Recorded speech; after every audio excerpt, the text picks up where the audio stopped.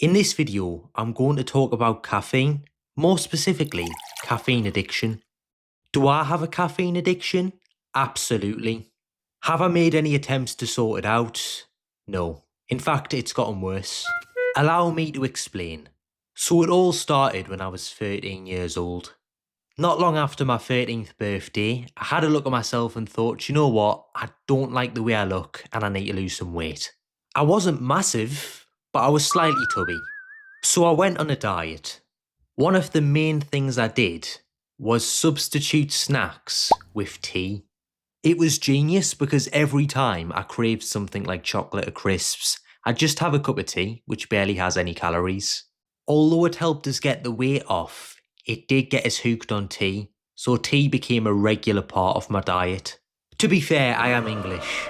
I'm not fussy about which brand I have, as long as it's strong with a little bit of milk, I'm fine. I did try Lipton tropical fruit tea once, and I actually enjoyed it.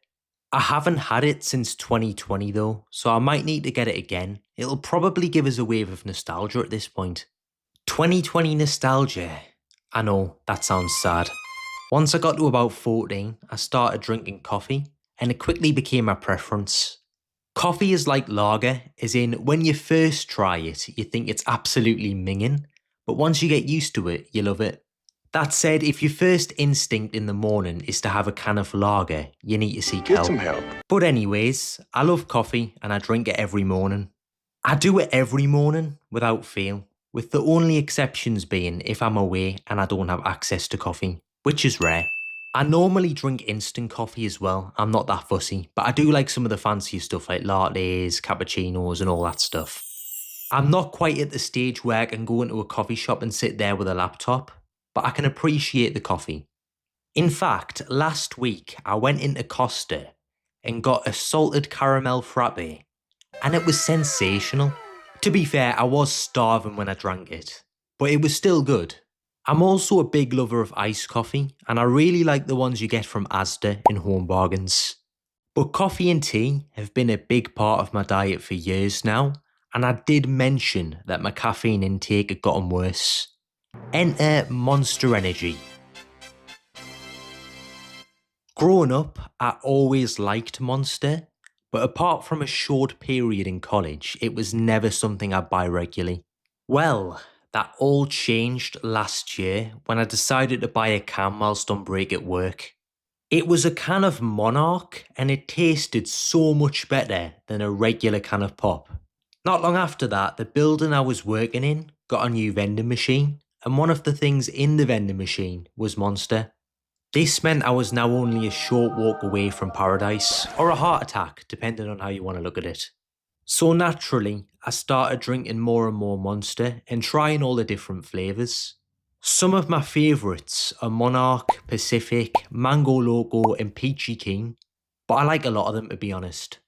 Although I had a newfound love for Monster, deep down I knew it wasn't good for us, so I tried to limit myself to a few cans a week. But sometimes I'd be at the vending machine and I couldn't stop myself.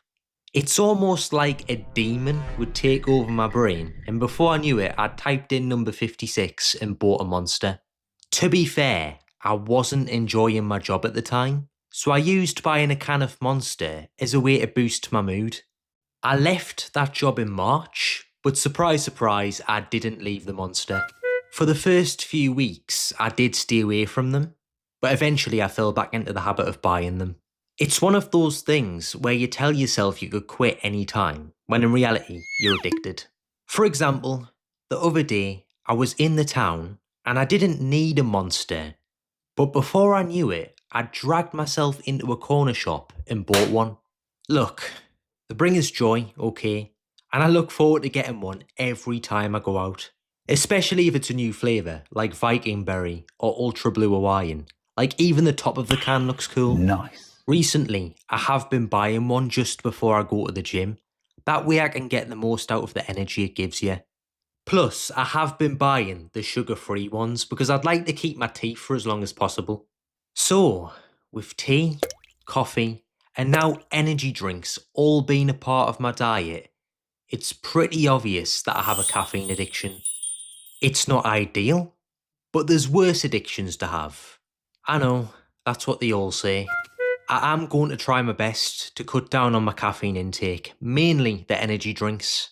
As much as I like them, they are full of rubbish that I shouldn't really be putting in my body on a regular basis. But if you enjoyed this video, make sure to like and subscribe. Thank you all very much for watching, and I'll see you all in the next video. Do you fancy checking out one of my other videos? Just click here.